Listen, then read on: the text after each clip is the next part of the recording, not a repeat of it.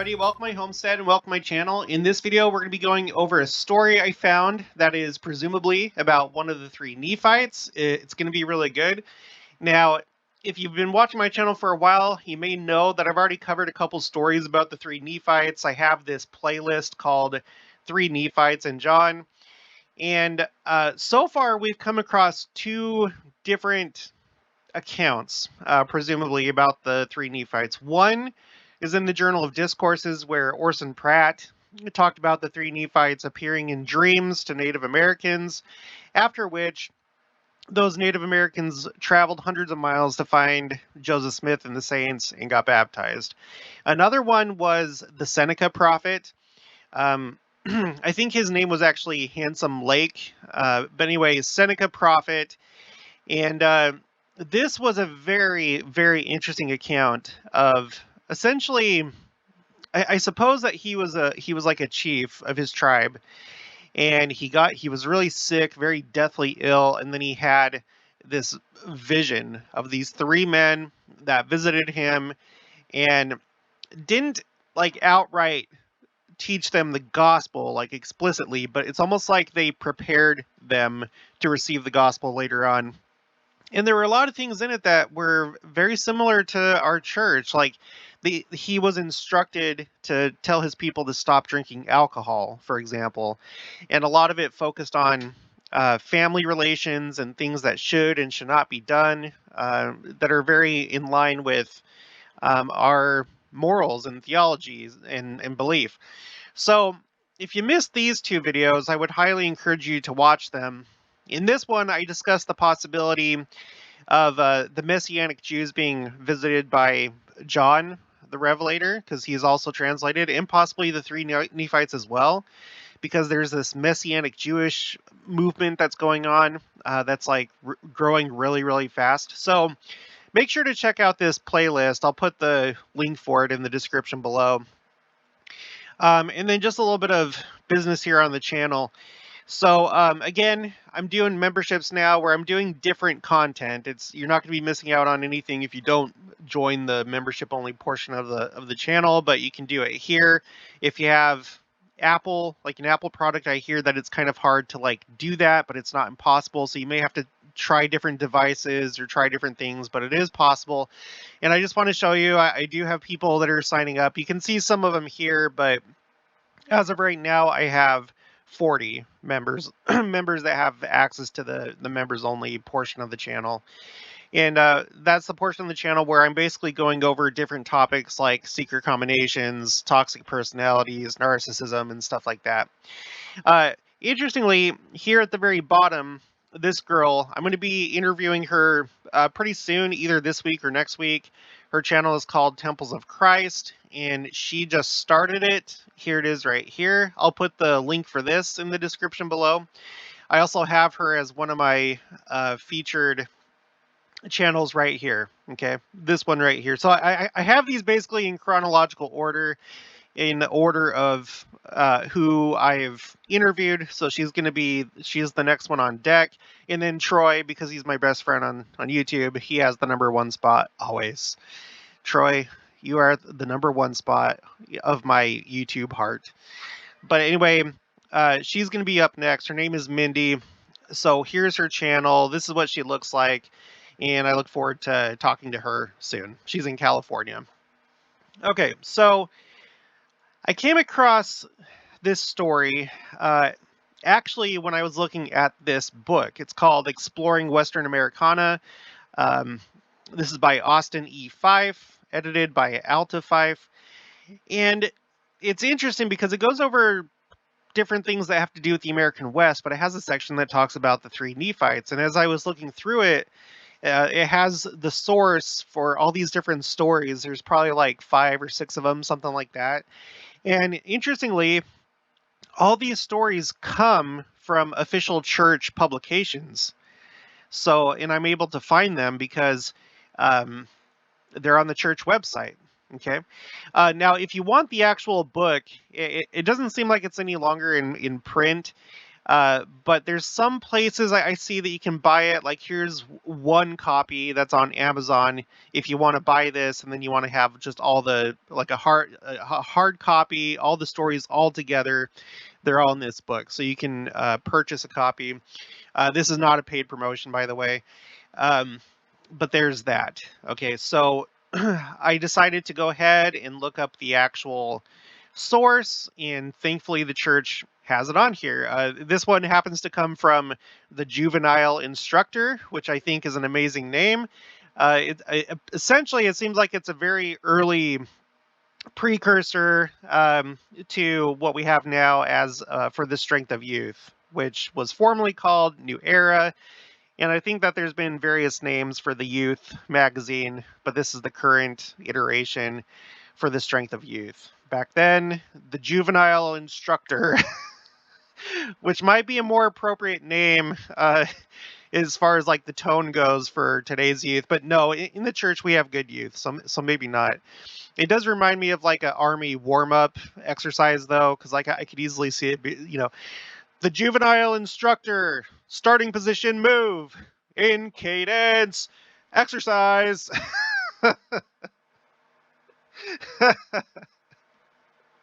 The Juvenile Instructor. No, really, if you don't know anything about the military, there's these standardized like warm-up exercises, and you start out by standing in the position of attention, which is the same position that you stand in when you're like talking to an officer or things like that. And and that's how it's done. Starting position, move.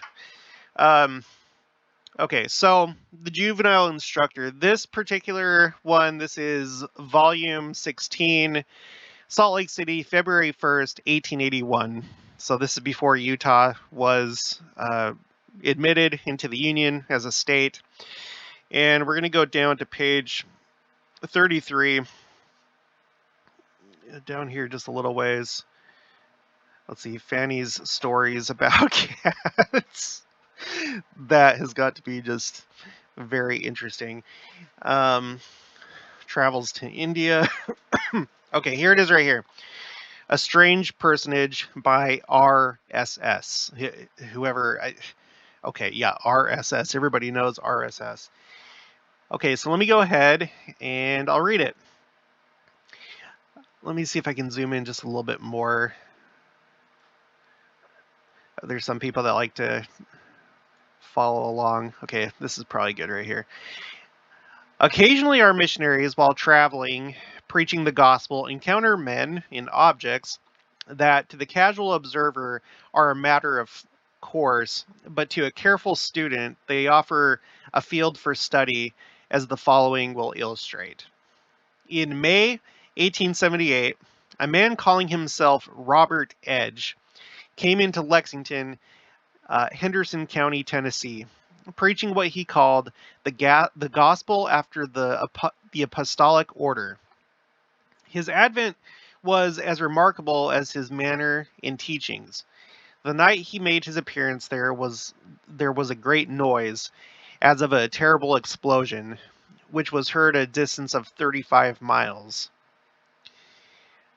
So that's interesting, especially after what we just had happen in Utah with that meteor.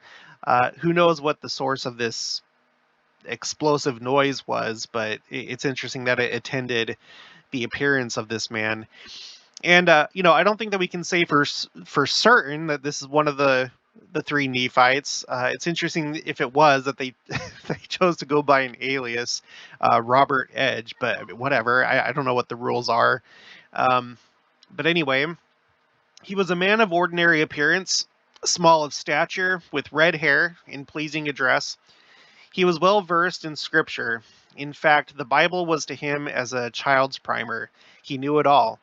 He applied for the privilege to preach, and having obtained it, he preached the most remarkable sermon of modern times. He spoke of the apostasy from the primitive church and upon the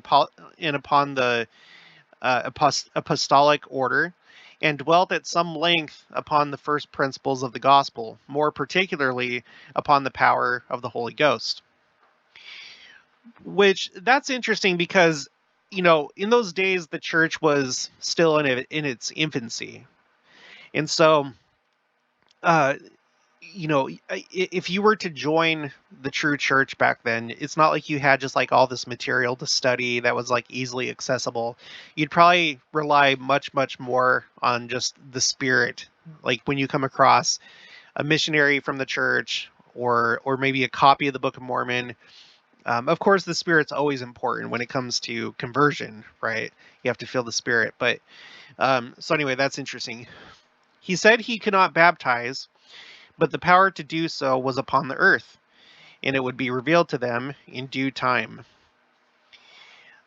So that's interesting because, I don't know very much about other churches and their, because some of them have different attitudes when it comes to baptism.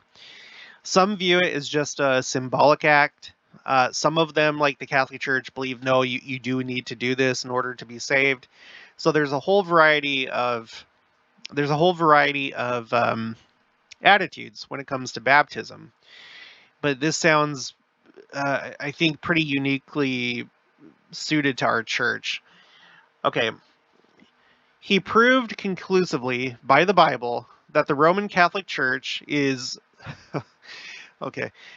Is now okay. Is the mother of harlots, that the churches of modern Christianity are daughters and granddaughters of her, and that their priesthood is false and their members deluded.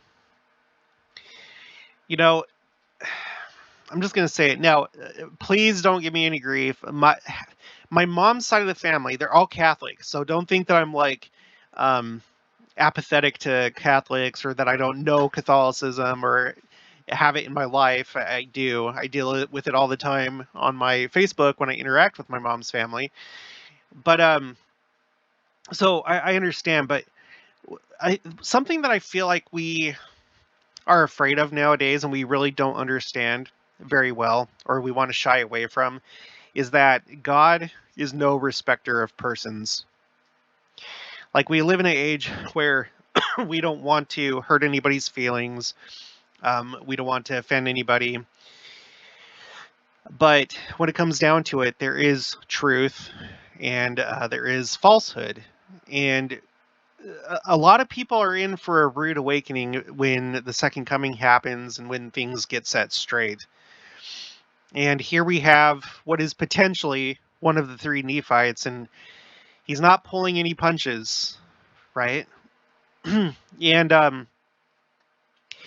it makes me think. I know that we have the modern, more recent definition that the Great and Abominable Church is just all churches that don't belong to the Church of God, and I think that that's true because that's been said by our general authorities. But I also think that you can't. It's not necessarily separate from what Bruce R. McConkie originally said in Mormon Doctrine, and I don't know. I could be wrong, but I think that maybe that was a little bit more on the nose. I'm not against you if you're Catholic, but like I said, it's been my life, my whole life, and I'm aware of it, and I know a lot of things about it, and I tend to go more with the original Mormon doctrine stance, right? That's like the more on the nose, closest to the truth stance, and then the others are, in broader terms, but still true. But I'm not going to like speak against the brethren. Go with what the brethren have said. These are just my personal feelings. But it's interesting that we have this possible Nephite that's here talking in this way. That's all I'm saying. All right, continuing on. He said that all the secrets of this right here, this is the Brotherhood Club. I talk about them semi-frequently in the members-only portion of the channel. Don't want to like necessarily say it, but the secrets of this Brotherhood Club and all the secret combinations of man, as now practiced, are a base counterfeit and an abomination in the sight of the Lord. So this is interesting because he's calling it a counterfeit.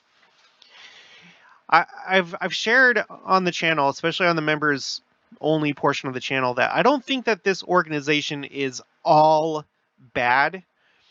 I think that it preserved kind of deeper spiritual information for a long time, but that it had become corrupted, misused, um, used as a tool for people that are part of secret combinations, because it really lends itself to people that would want to use it for secret combination purposes.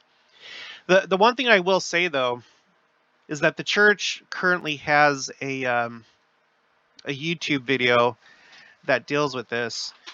It's called, let's see, I think it's called Can Mormons Be Brotherhood People? Brotherly Love People? Okay, Joseph Smith and this, now you know. This comes up all the time. Oh, Joseph Smith was one, and it makes sense to me. People criticize the church And for if so, people criticize the church for like, oh, did you get your stuff in the temple from from them? And I think that the answer is somewhat yes, but that what they had is something of much more ancient origin and corrupted over time. You know, they're not everything that they do is what we do, but it's been restored. It's just like, did we write the Bible? No, but we still use it, don't we? The Bible has been around for a long time, and there was a part on this here. Anyway, it talks about in this, it's okay for you to be a member of the church and to join this organization right here. You can do it. There's nothing that says that you can't, but essentially what a lot of what this is extra stuff that isn't necessarily our doctrine at all, but some of the core things could be. And I don't know why people struggle with this, because again, it's like we have the Bible. Joseph Smith didn't write the Bible, and the Bible has been corrupted over time. People have added and taken away, and so on and so forth. So anyway, I know that this is kind of a sticky subject, but anyway, this Nephite here is saying that, let me read it again. He said that all these, all the secrets of that club and all the secret combinations of man, notice that he differentiates the two. There's secret combinations and then the secrets of that club, as now practiced, are a base counterfeit. And that's important, as they are now practiced, are a base counterfeit, implying that before there was probably a pure form, and I think that it was, and it goes back to the ancient temples, you know, Solomon's temple and the Herodian temple. Anyway, just like how modern Christianity, how you know, the Lord, how he spoke of all these different churches, you know, that they're all wrong, that they're an abomination. It's like the same thing. So I hope I'm being clear. I don't know. I hope I am. Anyway, continuing, he called upon all men to come out of Babylon, to forsake man-made doctrines and follow Christ, to assist in rolling forth the purposes of God, and prepare for the great millennium soon to be ushered in, when Christ will reign personally upon the earth.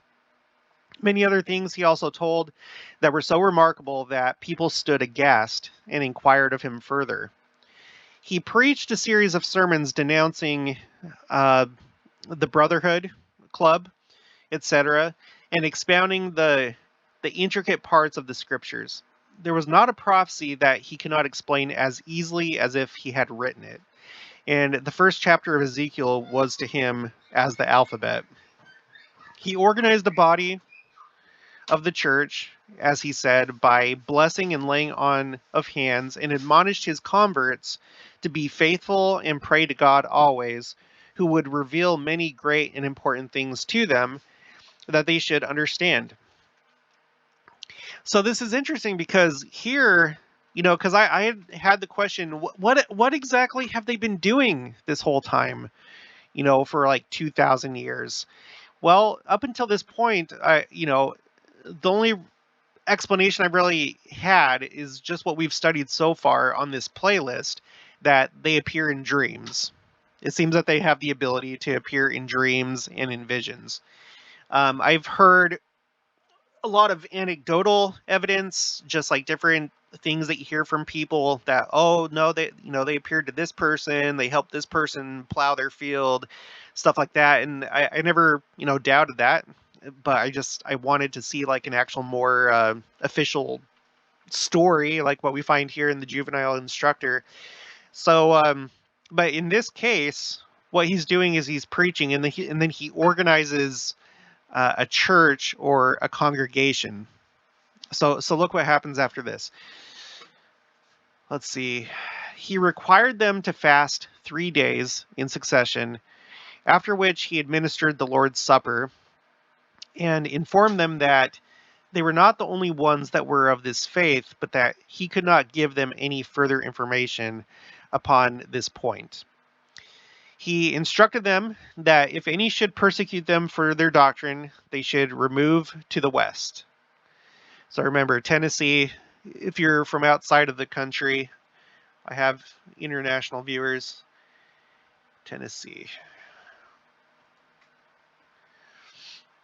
Tennessee is in the eastern part of the United States.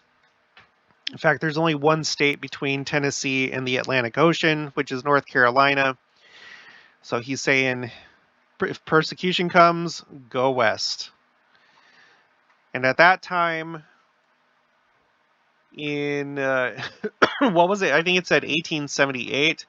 By that time, the Saints were in Utah, because they arrived there in 1847. So that's where they would have gone. They would have gone to Utah, or maybe by that point, I'm sure that you had these other settlements, the colonies that were in Idaho, Arizona, Nevada, California, places like that. So, all right. So he required them to fast for 3 days. Okay. The people watched him very closely. He lived as he taught them to, was abstemious of his habits, refraining from animal food of all kinds, and ate only corn and buttermilk. So that's interesting too, because I've had the question, during the millennium, it seems that animals will change at a very fundamental level, because in Isaiah it talks about how classic predators like lions will eat straw. So it's like their very nature is going to change from being predators to they themselves being herbivores and eating plants. So we know that there's going to be a physical change. There's going to be a physical change for the earth. There's going to, presumably, it seems like there's going to be a physical change for animals, and then there's going to be a physical change for everybody moving into the millennium, because everyone's going to get translated, and we're going to go from being in a celestial condition to a terrestrial condition. And I've wondered if that's what's happening with the animals. Is that what's going to happen with us? Like, we're not going to eat meat anymore? And I know that that's disturbing to most of us. I myself am a lover of meat, but I wouldn't be surprised if we take it up a notch and we don't anymore. In the Doctrine and Covenants, it talks about how the Lord would have it that we abstain from meat. Why don't we just go ahead and read it really quick? Doctrine and Covenants 89. And I'll do a search for meat. Oh, okay, no. Flesh. Okay, in verse 12 it says, Yea, flesh also of beasts and of the fowls of the air, I, the Lord, have ordained for the use of man with thanksgiving. Nevertheless, they are to be used sparingly. And it is pleasing unto me that they should not be used only in times of winter, or of cold, or famine. And I don't know anybody in the church that is following that advice. And I'm not trying to be a hypocrite. I certainly am not. But I wonder if this will be, I don't want to say enforced, because that sounds like forceful, but I wonder if there's going to be more emphasis placed on this, or maybe the nature of our bodies will be such that we just, well, no, that's not true, because Christ, being in a resurrected state, he ate fish. Not that he had to. I don't think he was just demonstrating, no, I really am physical. You're really seeing a physical being right now. My body has been resurrected, and look, I can eat fish. So I guess we'll be able to eat meat. But anyway, just what do you make of it that you have this Nephite that has been translated and he chooses not to eat animal food, refraining from animal food of all kinds, and he only ate cornbread and buttermilk? Interesting. Okay, many remarkable cases of healing occurred under his administration. All right, let's go up here. He was asked if he was a quote-unquote Mormon, to which he replied, "If I am a Mormon, God bless the Mormons." He intimated in talking to the people that when they had gone to the mountains of the West, he would again visit them. He said he had not authority to perform any of the ordinances pertaining to the church, but that the priesthood was upon the earth, and its power would be made known to them. He said he had been preaching for 1,800 years. Could you imagine? You see this just incredible preacher, and he's just blowing your mind away with all these things. And then he's like, I've been preaching for 1,800 years now. I think that that's a pretty big hint, because at that point, 1,800 years ago, that was when Christ came to the Americas, right? So I think there's a lot to suggest that this probably was one of the three Nephites, and why they felt comfortable publishing this in a church magazine. He remained with the people some time and explained a great many things to them that are not here mentioned. The people offered him money and clothes, but he positively refused to accept either. Yeah, because you don't need money if you live forever. And although I wonder how he came across clothes. I guess maybe he occasionally works and then buys clothes so he can stay on top of the times. He was always forewarned of any danger that was about to happen to himself, and his disappearance was quite mysterious as his advent. He has never been heard since in that region. A great many more curious traits of the character and remarkable sayings and teachings of this wonderful man might be here jotted down, but let this suffice. Let this suffice. No, don't let this suffice. What? Tell us more. Why would you stop? Where can I find the full account? Jeez. I leave my readers to solve the question, who is he? The little band he organized have since been baptized and have immigrated to Colorado and are faithful and true to this great Latter-day work.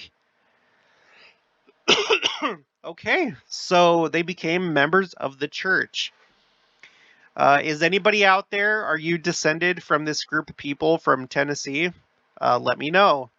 Do you have any additional information about what happened? Let me know. Do you have the story of him visiting them in Colorado? Because he said that he would visit them again.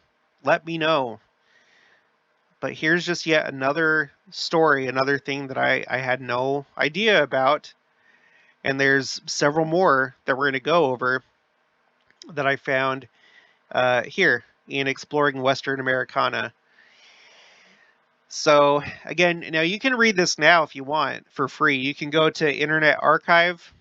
Just look this up. You have to have set up a free account, and then you can borrow it. This site works like a library, and it's an online library, and you can borrow books for 1 hour at a time, which basically means you can read anything that's on here that you want to. So yeah, all the stories are here, but all of them are either in the Juvenile Instructor, or what's the other one? The Improvement era. So, here's a story that I doubt many of you have heard. Well, let me know if you've heard of this before. Right? Let's find out. Have you heard this story before? I haven't. I've been a member of the church my entire life. I've heard all sorts of things, all sorts of lore and myth and things like that. I thought I knew a lot, but apparently I don't. What else are we going to find as I do this YouTube channel? So, but the point is, if this could have happened and not many of us knew about it, what other things are going on? Here you see an example where he's not like officially organizing them as far as like setting up a ward or even a branch or setting people apart as bishops or branch presidents. He's not even he's not even baptizing them. Although for some reason he administered the sacrament, which is kind of interesting. And he talks about the fact that he doesn't have the authority to do certain things, but what he did is he like organized a group of people. He obviously taught them a lot of things and won over some hearts, and then he pointed them in the right direction. How many other groups are there that either we do have record of or don't have record of where this has happened? And so this is why I really have to wonder about the Messianic Jews. Because does it have to be that John the Revelator goes to them and then he baptizes them and he gives them their endowments or things? No. The Lord likes to work with people. He works with people in like phases, right? And so Jews going from not believing in Christ as the Messiah to believing in Christ as the Messiah, that's a big step in the right direction. And that may be all that their mission is whenever they're working among the Jews, is to simply get them believing in Christ, right? And preparing them, because I have no doubt that many of these Messianic Jews will convert to the church once the time is right, whether that's at the second coming or in the millennium. But I could easily see situations where John, the three Nephites, are appearing to some of them in their dreams, maybe in person, and maybe in a way like this right here. Robert Edge, he just looks like a normal person, but there's obviously something different about him, and he has a great influence on them, preaches incredible things, right? So the Messianic Jews, I just want to see if I can find this really quick. Growth of the Messianic Jewish movement, because I remember reading that it's like growing at an incredibly rapid pace. Let's see what we can find. First, let's look at the Wikipedia article. From 2003 to 2007, the movement grew from 150 Messianic houses of worship in the United States to as many as 438, with over 100 in Israel and more worldwide. Congregations are often affiliated with larger Messianic organizations or alliances. As of 2012, Messianic population estimates were between 175,000 to 250,000 members in the United States, and between 10,000 and 20,000 members in Israel, and an estimated worldwide membership of 350,000.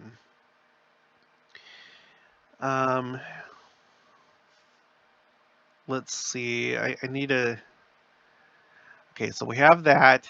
Um, the growing Messianic movement. This is from chosenpeople.com. Let's see what they say. The growing Messianic movement. I think I've already come to this before. Let's see. Dear friend, shalom. I remember asking Jesus into my heart as if it were yesterday. It was the most momentous decision of my life, and the peace and love that flooded my soul that day has really never left me. I love the Lord with all my heart, mind, and soul, and desperately want others to know him, especially my own Jewish people. I grew up in a traditional Jewish home in New York City, and my receiving Yeshua, Jesus, was the last thing my mother, father, or even I ever expected. I've never looked back, but I must admit that when I put my faith in Yeshua, I looked side to side and behind me to see if there was anyone else there, and apparently there was not. I thought I was the only Jewish person in the world that had ever believed in Jesus. Okay. Okay, now, at the time I came to faith in the early 1970s, we were actually part of a growing movement of young Jewish people coming to faith in what was then called the Jesus movement. Uh, we just were not aware of each other's existence. Eventually, we began meeting one another, Jewish believers in their late teens and early 20s from the United States, Europe, Israel, and many other very Jewish cities and communities across the globe. This was really the start of the modern Messianic congregational movement, and it strengthened Jewish missions like Chosen People Ministries. This modern Messianic movement, which some people date from 1967, that's an interesting year. Oh, yeah, because it says here, look, the year the Jewish people recaptured Jerusalem has blossomed and is now becoming a second generation movement that includes my own children. A lot of interesting things seem to have been happening around this time, right? We've talked about it time and time again, but them capturing Jerusalem, I would say that this was a major hinge point when it comes to prophecy. And now here's just another thing that you can date this movement, arguably, from 1967. It's almost like, we had reached a milestone and now going into a new phase. Now the Messianic movement starts up. When I and other Jewish people who became followers of Jesus tried to witness for our faith, we experienced considerable opposition and persecution. You see, in the eyes of the mainstream Jewish community, a Jewish follower of Jesus was no longer considered Jewish. Jewish followers of Jesus were deemed converts or apostates who had given up their Jewishness and embraced a foreign religion. There was simply no common understanding within the Jewish community that a Jewish person could believe in Jesus and remain a Jew. Okay, I want to see if we can talk about numbers here.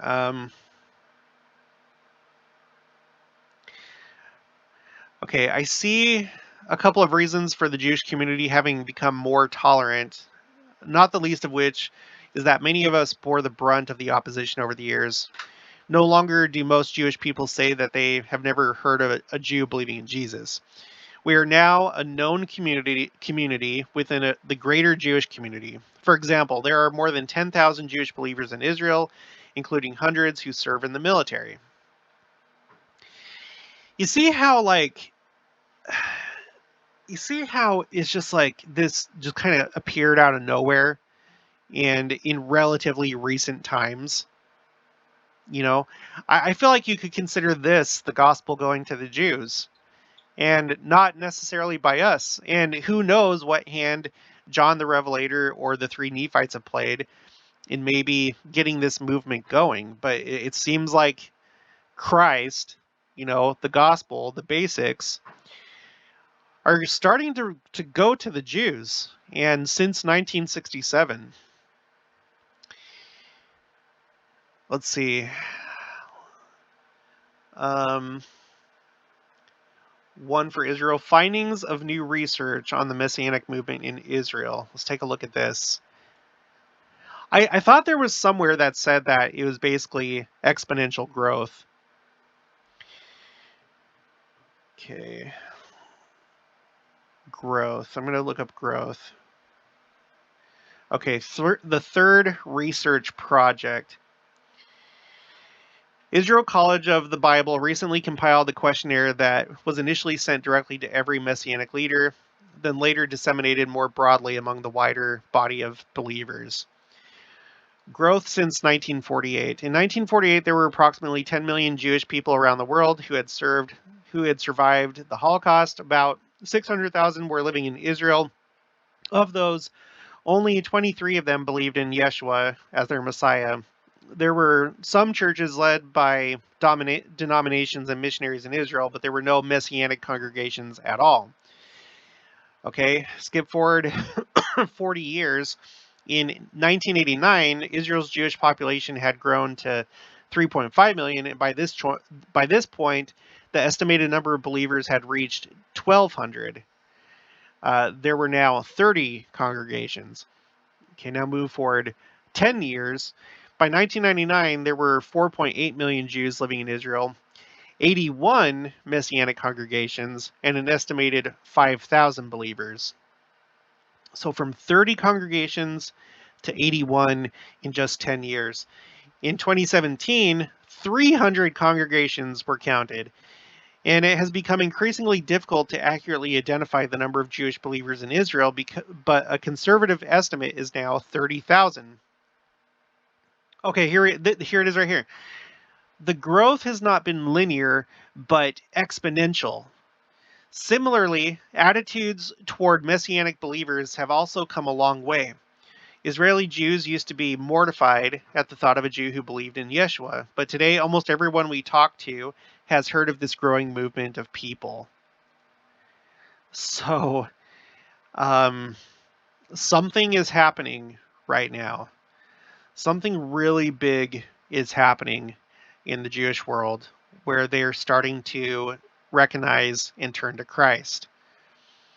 And I would not be surprised at all. I would not be surprised at all if this has been helped along by the three Nephites and or John the Revelator. Let's just read this last section here. Trajectory and hopes for the coming decades.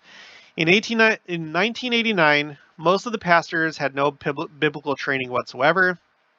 They may have wanted it, but it was not readily available in Israel. Certainly not in the Hebrew language. However, the 2017 study found that the 300 congregations, most had at least one person in their leadership with some sort of theological training, many of whom had a degree in theology, often with us at Israel College of the Bible. 84% saw the training as very important.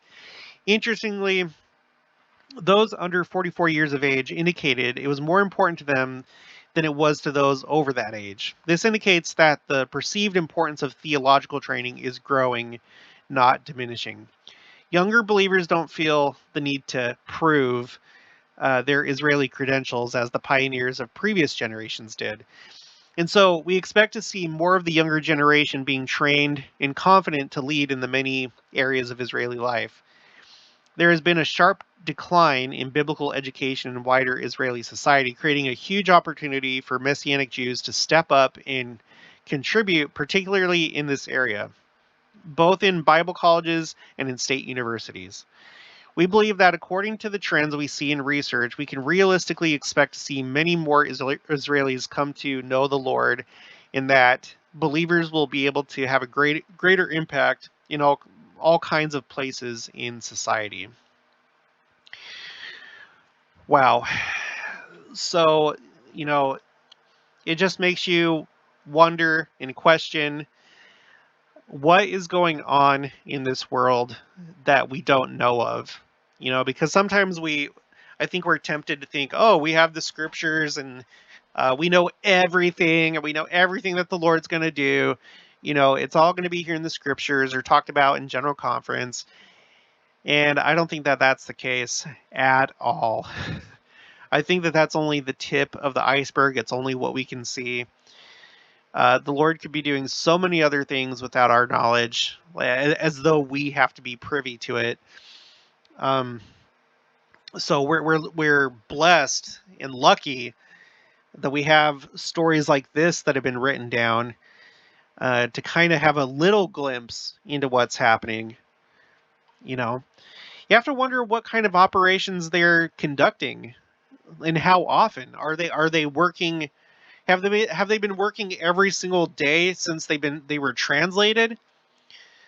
You know, are they responsible for maybe certain technological developments or movements that have happened, like the Reformation? Because even though here he talked about how, you know, all the daughters and granddaughters of the Catholic Church are just that, it was, everyone recognizes that the Reformation and the schisms and all that stuff paved the way for the true church to be able to be restored, right? Because if that hadn't happened and there was still just like this huge, big, powerful church, there probably wouldn't have been an opportunity for us to have the church restored, right? We all know that that's the purpose of the United States, was to allow for the opportunity for the true church to be restored.